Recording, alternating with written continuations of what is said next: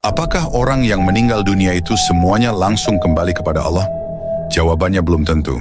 Mengapa begitu? Karena tergantung kepada diri masing-masing ketika dia hidup di dunia. Apakah diri seseorang itu mengenal Allah atau tidak? Bagi yang berbaiat kepada Allah, sudah tentu dia mengetahui jalan pulangnya. Sehingga semasa hidup di dunia, dia senantiasa beserta Tuhannya. Baik dikala duduk berdiri dan berbaring bahkan di segala aktivitasnya. Tetapi sebaliknya orang yang belum mengenal Allah itu sudah tentu belum mengetahui jalan pulangnya, maka akan melalui proses penyucian dosa yang teramat sangat berat. Karena semasa di dunia dia tidak tahu cara menyucikan diri dari dosa.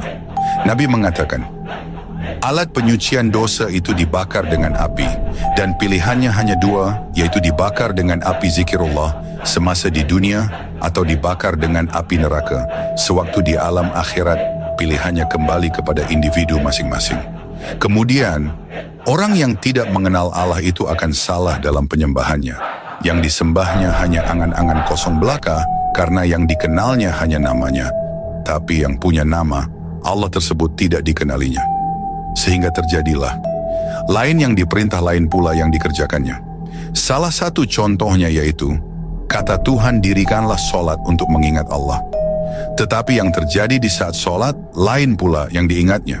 Sedangkan apapun yang diingat di saat sholat itu, itulah yang menjadi Tuhannya, tanpa disadari dirinya telah menghadirkan berhala-berhala dalam ingatannya. Artinya di saat sholat tanpa disadari telah menyekutukan Allah. Jadi, orang yang meninggal dunia bisa langsung kembali kepada Allah itu, yaitu orang yang semasa hidup di dunia telah mengenal Allah, sehingga selalu mengekalkan hatinya kepada Allah sampai di akhir kalamnya.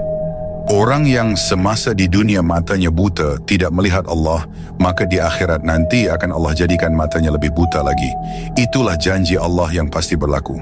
Inna lillahi wa inna lillahi rojiun itu untuk orang yang kenal kepada Allah dan senantiasa beserta Allah di saat berdiri, duduk, bahkan berbaring. Untuk mengenal Allah itu tentu harus belajar kepada seorang guru yang ahli di bidang tersebut, yaitu orang yang telah diberi amanah dari Tuhan untuk mengajarkannya. Di dalam Al-Quran telah Tuhan sebutkan, dia adalah waliyah mursyidah atau mursyid Allah.